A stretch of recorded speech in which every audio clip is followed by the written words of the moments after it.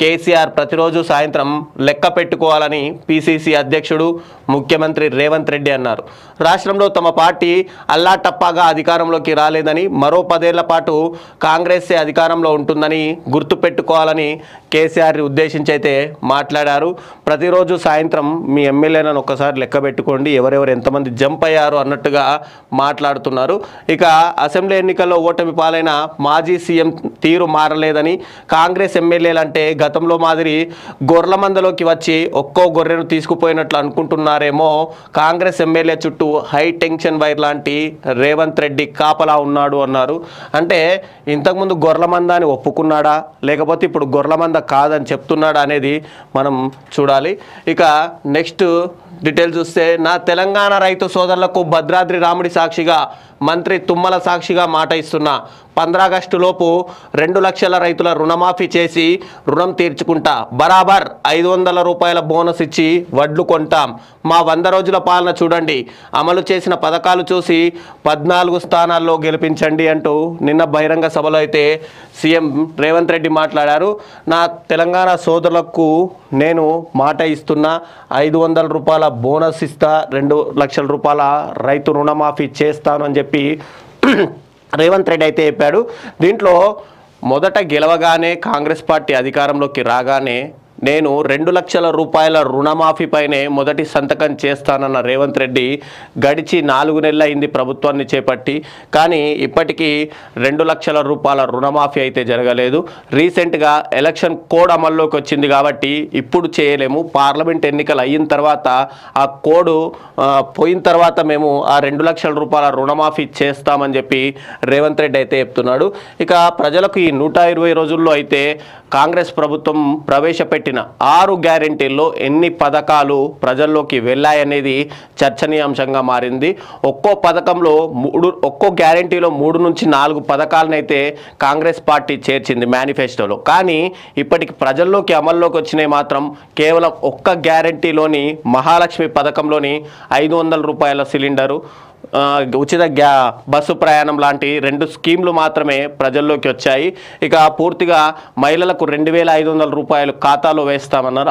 ఆ పథకం అయితే ఇంతవరకు ఇంకా బయటికి రాలేదు. ఇప్పుడు రైతులకు రుణమాఫీ విషయం, 2 లక్షల రూపాయల రుణమాఫీ ఏదైతే ఉందో అది ఎలక్షన్ కోడ్ అమల్లో ఉంది కాబట్టి ఎలక్షన్ కోడ్ అయిన తర్వాత అంటే ఆగస్టు 15 ఆగస్టు లోపు మీకు రుణమాఫీ మీద నేను సంతకం చేస్తా అంటున్నారు. అప్పటికి పార్లమెంట్ ఎలక్షన్స్ అయిపోతాయి. కేంద్రంలో కనుక కాంగ్రెస్ ప్రభుత్వం అధికారంలోకి వస్తే అప్పుడు ఈ రుణమాఫీని అనేది వాళ్ళు ప్రవేశపెడతారు. ఒకవేళ కాంగ్రెస్ ప్రభుత్వం కనుక కేంద్రంలో అధికారంలోకి రాకపోతే ఇక్కడ పరిస్థితి ఏందనేది వెయిట్ చేయాలి. ఇక నెక్స్ట్ హెడ్లైన్ చూస్తే, బారాసా కాంగ్రెస్ 2 అవినీతి పార్టీలే, దేశ నిర్మాణమే భాజపా లక్ష్యం. కిషన్ రెడ్డి, వినోద్ రావుల నామినేషన్ సభల్లో రక్షణ శాఖ మంత్రి రాజ్నాథ్ సింగ్ అయితే మాట్లాడారు. ఇక బారాసా కాంగ్రెస్ 2 అవినీతి పార్టీలే, ఆ పార్టీలకు సంబంధించి మీరు ఈసారి పార్లమెంట్ ఎన్నికల్లో ఓట్లేయొద్దు అని చెప్పి ఆ పార్టీ మంత్రి, రక్షణ శాఖ మంత్రి, భారతీయ జనతా పార్టీ మంత్రి రాజ్నాథ్ సింగ్ అయితే చెప్పారు. ఇక ఫుల్ డీటెయిల్స్ చూస్తే, తెలంగాణ దక్షిణ భారతదేశానికి గేట్వే లాంటిది, ఎంతోమంది ఉద్యమకారుల బలిదానంతో రాష్ట్రం ఏర్పడింది. బారాసా ప్రజల సొమ్మును లూటీ చేసింది. కాంగ్రెస్ కూడా అవినీతి పార్టీనే. అధికారం కోసం భాజపా రాజకీయాలు చేయదు, దేశ నిర్మాణానికి కృషి చేస్తుంది. ప్రధాని మోడీ నేతృత్వంలో కేంద్రంలో అవినీతి రహిత పాలన సాగుతుంది అని రక్షణ శాఖ మంత్రి రాజ్నాథ్ సింగ్ అయితే వెల్లడించారు.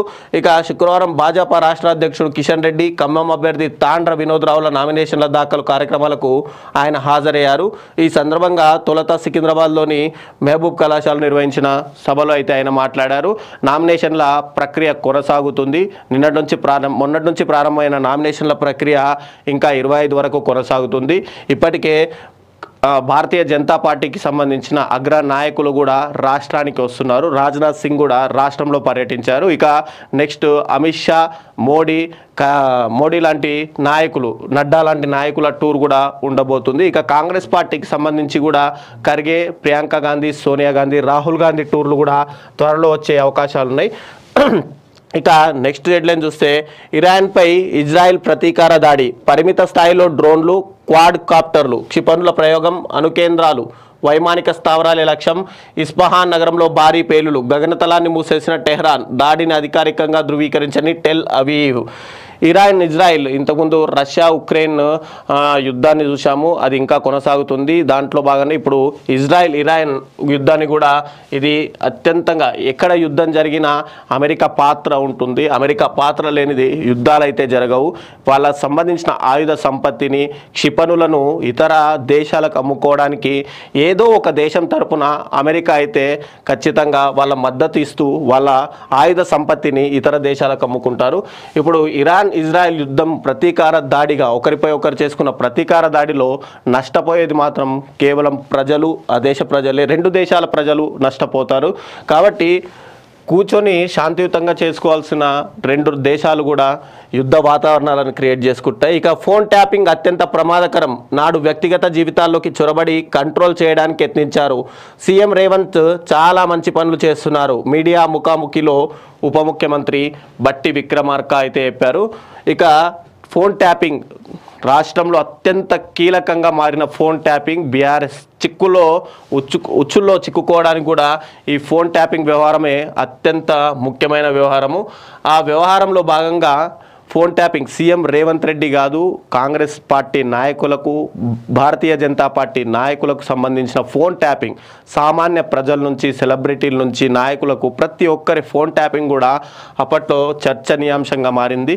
ఇది ఫోన్ ట్యాపింగ్ నాయకుల వరకే పరిమితం కాలేదు, జడ్జిలు, న్యాయవాదుల ఫోన్స్ కూడా ట్యాపింగ్ చేసిన ఇష్యూలు, వీటికి సంబంధించిన హార్డ్ డిస్కులు ఫోన్ ట్యాపింగ్లో వ్యవహరించిన వాళ్ళందరూ ఉన్నతాధికారులు వాటిని కట్టర్లతో కట్ చేసి వాటిని నాగోల్ దగ్గర ఉన్న మూసీ నదిలో కూడా వాటిని వేసిన బయటికి వచ్చాయి. ఇప్పటికీ దీని మీద ఎంక్వైరీ నడుస్తుంది. ఈ ఎంక్వైరీ ఇంకా ఎవరెవరి పేర్లు బయటికి వస్తాయనేది చూడాలి. ఇక కాంగ్రెస్లోకి మరో బారాసా ఎమ్మెల్యే, సీఎంను కలిసిన ప్రకాష్ గౌడ్ 1-2 రోజుల్లో చేరిక, హస్తంగూటికి మాజీ ఎంపీ రవీంద్ర నాయక్. ఇప్పటికే మాజీ ఎంపీ రవీంద్ర నాయక్ అటు కాంగ్రెస్ పార్టీలోకి అయితే వెళ్ళిపోయారు. ఇక నిన్న రాజేంద్ర నగర్ ఎమ్మెల్యే ప్రకాష్ గౌడ్ కూడా సీఎం రేవంత్ రెడ్డిని అయితే కలిశారు. ఈ 2-3 రోజుల్లో మంచి ముహూర్తం చూసుకొని సీఎం సమక్షంలో కానీ లేదంటే ఉన్నత అధ్యక్షులు కాంగ్రెస్ పార్టీకి సంబంధించిన వాళ్ళ సమక్షంలో కాంగ్రెస్ పార్టీలో చేరబోతున్నాడు ప్రకాష్ గౌడ్. ఇప్పటికే దానం నాగేందర్, కడియం శ్రీహరి, కడియం కావ్య, ఇక తెల్లం వెంకట్రావు, భద్రాచలంకి సంబంధించిన తెల్లం వెంకట్రావు కూడా కాంగ్రెస్ పార్టీలో అయితే చేరిపోయారు. ఇప్పుడు రాజేంద్ర నగర్కి సంబంధించిన ఎమ్మెల్యే ప్రకాష్ గౌడ్ కూడా కాంగ్రెస్ పార్టీకి వెళ్ళడానికి సుముఖంగా ఉన్నట్టున్నాడు. ఈ పార్లమెంటు ఎన్నికలు అయిపోయే నోటికి ఇంకా చాలామంది ఎమ్మెల్యేలు కూడా అటు పార్టీని వదిలేసి వేరే పార్టీకి అయితే జంప్ అయ్యే అవకాశాలు అయితే ఉన్నాయి. కాబట్టి ఇప్పటికే కేసీఆర్ మాతో టచ్లో ఉన్నారు ఎమ్మెల్యేలు అని కేసీఆర్ చెప్తున్నాడు. మీ ఎమ్మెల్యేలను సాయంత్రం చూసుకోండి అని రేవంత్ రెడ్డి చెప్తున్నాడు. ఇక ఒకరి మీద ఒకరు హై టెన్షన్ వాతావరణం అయితే నెలకొంటుంది. ఇక నెక్స్ట్ పేపర్ చూస్తే వెలుగు ఒకసారి చూద్దాం. రెండో రోజు 57 మంది నామినేషన్, ఈ నెల 25న ముగియనున్న గడువు. మహబూబ్ నగర్ నుంచి వంశీచంద్ రెడ్డి, సికింద్రాబాద్ నుంచి కిషన్ రెడ్డి, పెద్దపల్లి నుంచి వంశీకృష్ణ నామినేషన్ దాఖలైతే చేశారు. ఇక 25 వరకు గడువు ఉంది.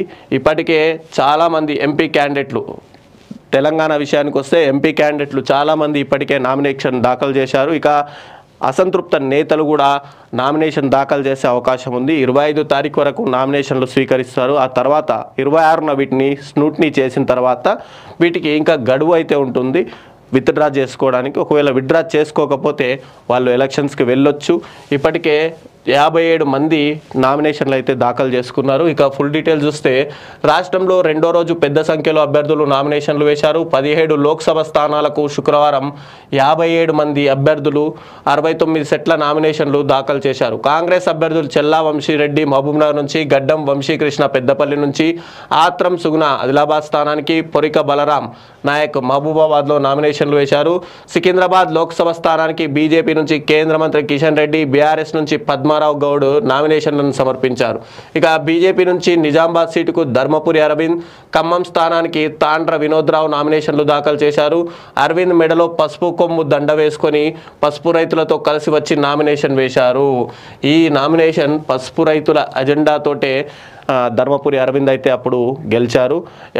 పసుపు బోర్డు తీసుకొస్తాను కేంద్రంతో మాట్లాడి అని చెప్పి దానిలో భాగంగానే అప్పుడు సిట్టింగ్ ఎంపీగా ఉన్న కవితని ఓడించి మరి ధర్మపురి అరవింద్ నిజామాబాద్ సెగ్మెంట్ నుంచి అయితే భారీగా గెలుపొందారు. ఈసారి కూడా పసుపు బోర్డుకు సంబంధించి ఇంకోటి చెరుకు రైతులకు సంబంధించి ఈసారి అరవింద్ గెలవడానికి ప్రయత్నాలు అయితే చేస్తున్నారు. ఈసారి ఇక్కడ కూడా టగ్ ఫర్ ఫైట్ అయితే ఉండబోతుంది నిజామాబాద్ సెగ్మెంట్లో. ఒకవైపు కవిత లేకపోవడం కూడా ధర్మపురి అరవింద్కి ప్లస్ పాయింట్గా మారింది. ఒకవేళ కవిత గనక ఉంటే ధర్మపురి అరవింద్ కవితల మధ్య టఫ్ ఫైట్ అయితే నడిచేది. ఒకవేళ కవిత పోటీ చేయకున్నా బీఆర్ఎస్ క్యాండిడేట్కి సంబంధించి ఆవిడ ఎన్నికల ప్రచారం అయితే చేసేది. ఇక నెక్స్ట్ పసుపు కొమ్ము దండ వేసుకొని పసుపు రైతులతో కలిసి వచ్చి నామినేషన్ వేశారు. కరీంనగర్ స్థానానికి బండి సంజయ్ తరపున బీజేపీ లీడర్ బండ రమణారెడ్డి నామినేషన్ దాఖలు చేశారు. ఇక హైదరాబాద్ లోక్సభ స్థానానికి Majlis party chief Asaduddin Owaisi nomination దాఖలు చేశారు. ఇక ఎంఐఎం నుంచి కేవలం అసదుద్దీన్ ఓవైసీ మాత్రమే పోటీలో ఉంటారు కాబట్టి ఆయన ఎంఐఎం నుంచి దాఖలు చేశారు. ఇక బీజేపీ తరపున బీజేపీ ఎంపీ క్యాండిడేట్లు సిట్టింగ్ ఎంపీ క్యాండిడేట్లు ఇప్పుడు కొత్తగా అభ్యర్థులుగా ప్రకటించిన వాళ్ళు కూడా నామినేషన్లు దాఖలు చేశారు. ఇక నెక్స్ట్ చూసుకుంటే ఒకసారి శుక్రవారం మహబూబ్నగర్లో సీఎం రేవంత్ రెడ్డితో కలిసి నామినేషన్ వేస్తున్న చల్లా వంశీచంద్ రెడ్డి, నెక్స్ట్ పెద్దపల్లిలో నామినేషన్ వేస్తున్న ఎంపీ గడ్డం వంశీకృష్ణ ఇలా ఇచ్చి మనకైతే వెలుగులో హెడ్లైన్స్ ఇచ్చారు. ఇక నెక్స్ట్ హెడ్లైన్ చూస్తే మా ఎమ్మెల్యేలను టచ్ చేస్తే మాడి మసైపోతావు బిడ్డ, ఇక్కడ కాపలా ఉన్నది హైటెన్షన్ వైర్ లాంటి రేవంత్ రెడ్డి, కేసీఆర్ను ముఖ్యమంత్రి హెచ్చరిక.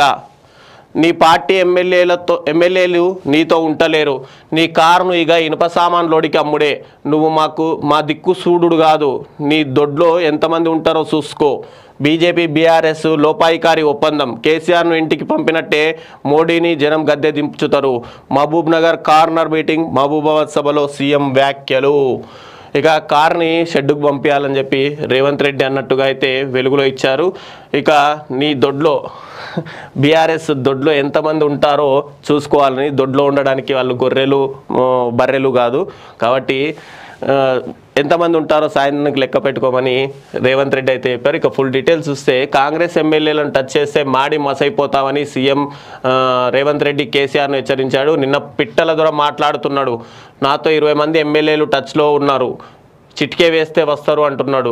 చిటికే కాదు బిడ్డ, నువ్వు మిద్దెక్కి డప్పు కొట్టు, నీ దగ్గరున్నోళ్ళు కూడా ఎవరన్నా ఉంటారేమో చూద్దాం, మా ఎమ్మెల్యేలను ఎట్లా తీసుకుపోతావో చూస్తా. ఇక్కడ కాపలా ఉన్నది రేవంత్ రెడ్డి, వాళ్ళను కంచెవేసి కాపాడుకునే శక్తి హైటెన్షన్ వైర్ లాంటోడు రేవంత్ రెడ్డి, వచ్చి ముట్టుకో, కరెంటు తీగ మీదగా కాకికి షాక్ కొడితే ఎట్లా కర్రేగై చస్తుందో కాంగ్రెస్ వైపు చూస్తే నీ సంగతి గిట్లనే ఉంటుందని చెప్పి రేవంత్ రెడ్డి అన్నట్టుగా అయితే మనకు వెలుగులో ఇచ్చారు. ఇక నెక్స్ట్ ఫస్ట్ స్టేజ్ 62% ప్రశాంతంగా ముగిసిన తొలి విడత పోలింగ్, 21 రాష్ట్రాలు యూటీల్లోని 102 ఎంపీ సీట్లలో ఓటింగ్ పూర్తి. మణిపూర్, బెంగాల్, అరుణాచల్లో హింసాత్మక ఘటనలు, వివిధ రాష్ట్రాల్లో మొరాయించిన ఈవీఎంలు, నాగాలాండ్లోని 6 జిల్లాల్లో 0 ఓటింగ్, అరుణాచల్, సిక్కిం అసెంబ్లీ ఎన్నికలు కూడా కంప్లీట్.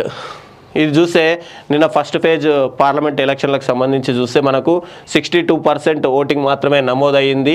ఇక 21 రాష్ట్రాల్లో యూటీలు సంబంధించి 102 మొత్తం 21 రాష్ట్రాలకు యునైటెడ్ టెరిటరీకి సంబంధించి 102 ఎంపీ సీట్లలో అయితే ఓటింగ్లు అయితే నమోదయ్యాయి. ఇక మణిపూర్, బెంగాల్, అరుణాచల్ ప్రదేశ్లో అక్కడక్కడ హింసాత్మక ఘటనలు అయితే చోటు చేసుకున్నాయి.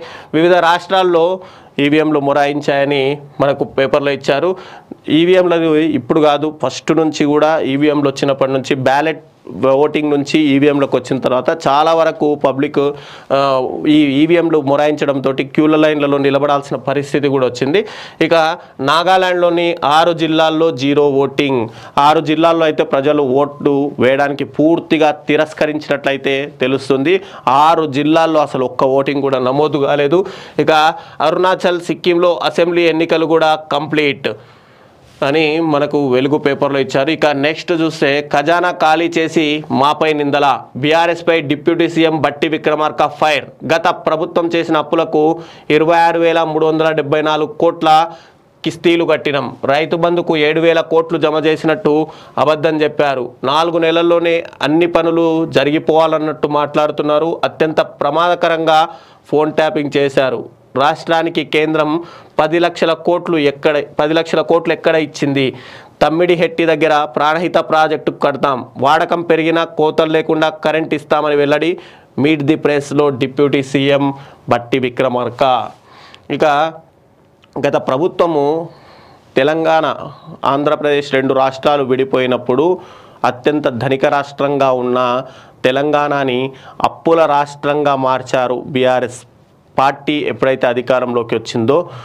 రైతు బంధు, రైతు రుణమాఫీ అంటూ ప్రజలను ఒకవైపు సంక్షేమ పథకాలకు అలవాటు చేస్తూ రాష్ట్రాన్ని అయితే అప్పుల రాష్ట్రంగా అయితే మార్చే ప్రయత్నాలు అయితే చేశారు. దాంట్లో ఇప్పటికే అప్పులు చూసుకుంటే కనుక 26,374 కోట్ల అప్పు అయితే వచ్చింది. వాటికి వడ్డీలు కట్టడానికే రాష్ట్ర ప్రభుత్వం ఖజానా ఖాళీ అయ్యే పరిస్థితి వచ్చింది.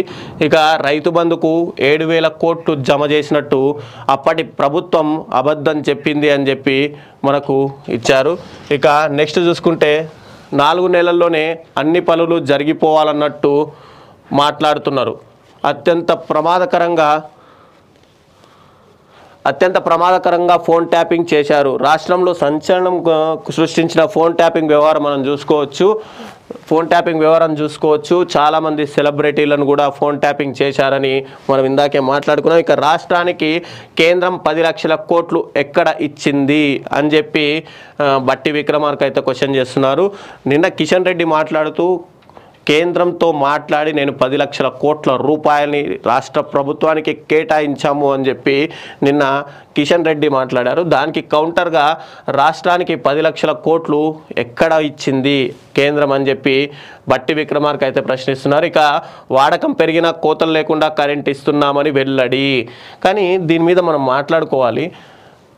కాంగ్రెస్ ప్రభుత్వం వచ్చిన తర్వాత ఎప్పుడైతే ఏర్పడిందో అప్పటి నుంచి కరెంటు కోతలు అయితే ప్రారంభమయ్యాయి. దీంట్లో ఒక మీడియా ఛానల్లో కూడా బట్టి విక్రమార్క మాట్లాడుతూ మేము వచ్చాక కరెంట్ కట్ అవుతుంది, కానీ అది కేవలం మెయింటెనెన్స్ వల్ల కట్ చేస్తున్నారు, కానీ మేము ఎక్కడ కట్ చేయలేదు అని చెప్పి బట్టి విక్రమార్కనే స్వయంగా స్పష్టం చేశారు. కానీ కాస్త బీఆర్ఎస్ గవర్నమెంట్ ఉన్నప్పుడు కరెంటు కోత అనేది రాష్ట్రంలో ఎక్కడా నెలకొనలేదు. కాంగ్రెస్ అధికారంలోకి వచ్చిన తర్వాత కాస్త కరెంటు కోత అయితే కనిపిస్తుంది. ఇక ఫుల్గా కోతలు లేకుండా ఇస్తున్నామని అయితే డిప్యూటీ సీఎం చెప్తున్నారు. ఇక సాగర్ టెయిల్ పాండ్ నుంచి ఏపీ నీళ్ల చోరీ దొంగచాటుగా 4 టీఎంసీలు తరలించిన ఆంధ్ర ఆఫీసర్లు, రైట్ కెనాల్ నుంచి డ్రా చేస్తూనే టెయిల్ పాండ్ నుంచి దోపిడీ, కృష్ణా బోర్డుకు ఫిర్యాదు చేయనున్న తెలంగాణ అధికారులు, తాగునీటి కోసమని కుడి కాలువ నుంచి నీటిని తీసుకెళ్తున్న AP Nagarjuna Sagar tail pond నుంచి దొంగచాటుగా జలాలను తరించిపోతున్నాయని. ఇది ఎలక్షన్లు వచ్చినప్పుడు సాగర్ది ఖచ్చితంగా ఒక టాపిక్ వస్తుంది. ఇంతకుముందు ఇప్పుడు ప్రీవియస్ అసెంబ్లీ ఎన్నికలు వచ్చినప్పుడు కూడా సాగర్ దగ్గర హడావిడి చేశారు అటు ఏపీ గవర్నమెంటు ఇటు టీఎస్ గవర్నమెంటు. ఇప్పుడు మళ్ళీ ఎలక్షన్ స్టంట్స్లో భాగంగా టీఎంసీ నీళ్లు పట్టుకుపోతుంటే చూస్తూ ఎలా ఉంటారు ఆంధ్ర వాళ్ళు పట్టుకుపోతున్నారని తెలంగాణ వాళ్ళు పట్టుకుపోతున్నారని ఆంధ్ర వాళ్ళు, ఇలా ఇవన్నీ ఎలక్షన్ స్టంట్స్లో భాగాలే. ఇక సీఎం రేవంత్తో బీఆర్ఎస్ ఎమ్మెల్యే ప్రకాష్ గౌడ్ భేటీ, నేడు కాంగ్రెస్లో చేరే ఛాన్స్. కాంగ్రెస్లో చేరిన కేటీఆర్ బామ్మర్ది రాహుల్ రావు, మాజీ ఎంపీ రవీంద్ర నాయక్. ఇక పార్టీ కండువా కప్పి ఆహ్వానించిన రేవంత్. ఇది మెయిన్ హెడ్లైన్స్ కింద చూసుకోవాలి. కాంగ్రెస్లో చేరిన కేటీఆర్ బామ్మర్ది, భావనే వదిలేసి బామ్మర్ది వేరే పార్టీలో అయితే చేరారు. ఇక నెక్స్ట్ రాజేంద్ర నగర్ ఎమ్మెల్యే ప్రకాష్ గౌడ్ కూడా మరికొన్ని రోజుల్లో అంటే 2-3 రోజుల్లో పార్టీని అటు కారు దిగి కస్తం గూటికి వెళ్ళే అవకాశాలు ఉన్నాయి. ఇక సీఎం రేవంత్ రెడ్డితో బీఆర్ఎస్ ఎమ్మెల్యే ప్రకాష్ గౌడ్ భేటీ అయ్యారు. శుక్రవారం హైదరాబాద్ జూబ్లీ హిల్స్లోని రేవంత్ నివాసంలో ఆయనతో సమావేశమయ్యారు. కాంగ్రెస్లో చేరేందుకు ప్రకాష్ గౌడ్ సిద్ధమయ్యారని, శనివారం రేవంత్ సమక్షంలో పార్టీలే చేరే అవకాశం ఉందని ప్రచారం జరుగుతుంది. ప్రచారం కాదు, ఇది నిజమే. ఇంకో 2-3 రోజుల్లో ఆయన కారు దిగి హస్తాన్ని అయితే పట్టుకోబోతున్నారు. ఇక 4 నెలల్లో బీఆర్ఎస్కు 100 మంది కీలక నేతల గుడ్ బై. పార్టీ మారిన వాళ్లలో ఎంపీలు, ఎమ్మెల్యేలు, ఎమ్మెల్సీలు. బీఆర్ఎస్ ఖాళీ అవుతున్నా మారని పార్టీ పెద్దల మాట తీరు. కాంగ్రెస్ ఎమ్మెల్యేలు టచ్లో ఉన్నారంటున్న కేసీఆర్. ఇప్పటికే దాదాపు చాలామంది నేతలు 100 మంది అని ఇక్కడ మనకు పేపర్లో అయితే ఇచ్చారు, కానీ 100కు పైగా నేతలు, కార్యకర్తలు అయితే లెక్కలేదు. చాలామంది కార్యకర్తలు అయితే అటు బీఆర్ఎస్ పార్టీని వీడి కాంగ్రెస్ పార్టీ, భారతీయ జనతా పార్టీలోకి అయితే చాలామంది వెళ్ళిపోయారు. అయినప్పటికీ కూడా నేతల తీరు మారలేదు అని చెప్పి మనకు హెడ్లైన్స్లో ఇచ్చారు. ఇప్పటికీ కూడా కేసీఆర్ మాట తీరు కానీ, కేటీఆర్ మాట తీరు కానీ, హరీష్ రావు మాట తీరు కానీ ఎక్కడా మారలేదు. అదే వైఖరి, అదే వాళ్ళు ప్రభుత్వంలో ఉన్నప్పుడు ఎలా మాట్లాడేవారు, ప్రతిపక్షంలో వచ్చిన తర్వాత కూడా సేమ్ వైఖరిని ఇంకా వాళ్ళు చూపిస్తున్నట్టయితే తెలుస్తుంది.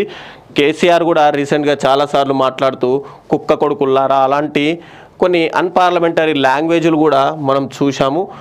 దీంట్లో భాగంగానే ఇప్పటికే పార్టీని వీడిన నాయకులు, పార్టీని వీడబోతున్న నాయకులు, బీఆర్ఎస్ మొత్తం ఖాళీ అయిందని అయితే ఒక పేపర్లో అయితే మనకు హెడ్లైన్స్ అయితే ఇచ్చారు. ఇక నెక్స్ట్ పేపర్ చూస్తే ఆదాబ్ హైదరాబాద్ ఒక్కసారి చూద్దాం.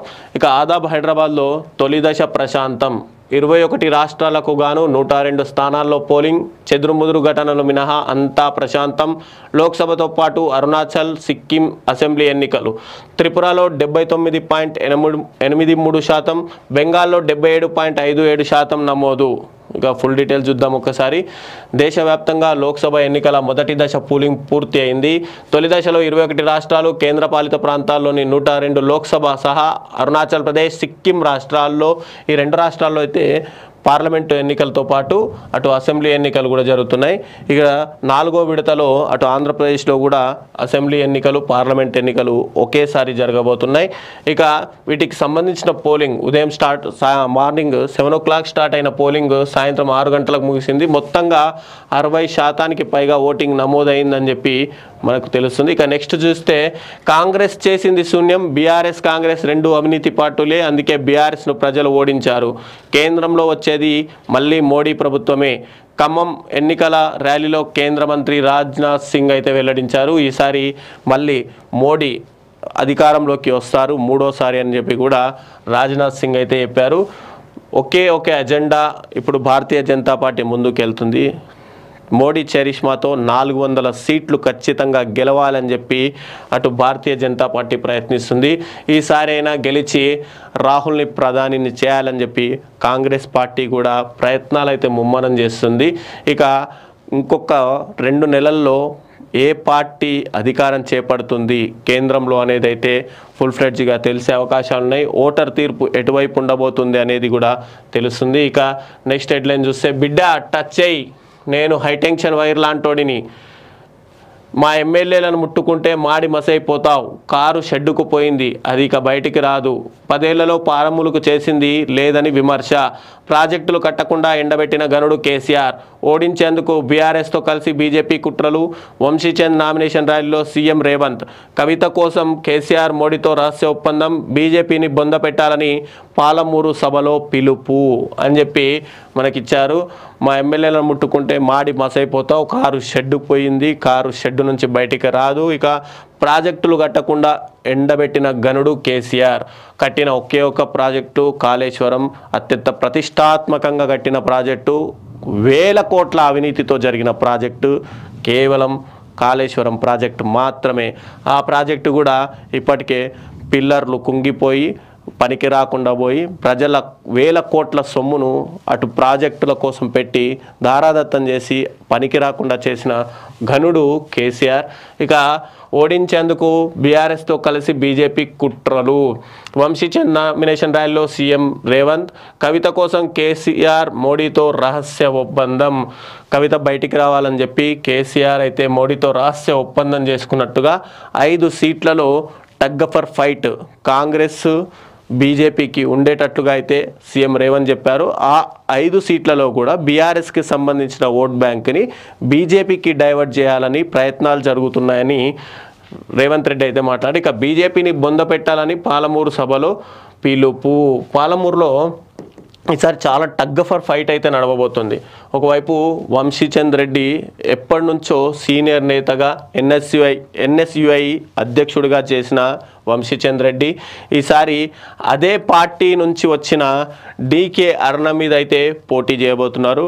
డీకే అరుణ అటు వంశీచంద్ రెడ్డి ఒకే పార్టీకి, ఇక బీజేపీ పార్టీ నుంచి బయటికి వెళ్ళి కాంగ్రెస్లో చేరిన జితేందర్ రెడ్డి మరోవైపు, జితేందర్ రెడ్డి సపోర్ట్ ఫుల్ ఫ్లెడ్జ్గా వంశీచంద్ రెడ్డికి ఉంది. కాబట్టి ఈసారి అయితే అక్కడ ఒక పార్టీ అంటే బీజేపీ నుంచి కాంగ్రెస్లోకి, కాంగ్రెస్ నుంచి బీజేపీలోకి జంప్ అయిన క్యాండిడేట్ల మధ్య ఇక్కడ ఫైట్ అయితే నడుస్తుంది. ఈ ఫైట్ ఈసారి టగ్ ఫర్ అని చెప్పుకోవచ్చు. డీకే అరుణ వర్సెస్ వంశీచంద్ రెడ్డిగానే ఉంటుంది. ఇక బీఆర్ఎస్కి సంబంధించి అక్కడ పెద్దగా ఫుల్ ఫ్లెడ్జ్గా అయితే లేదు. ఉన్నప్పటికీ కూడా బీఆర్ఎస్ ఓట్లన్నీ బీజేపీకి డైవర్ట్ చేసే ప్రయత్నాలు చేస్తున్నారని చెప్పి సీఎం రేవంత్ రెడ్డి సాక్షాత్ ఆయన్నే వెల్లడించాడు.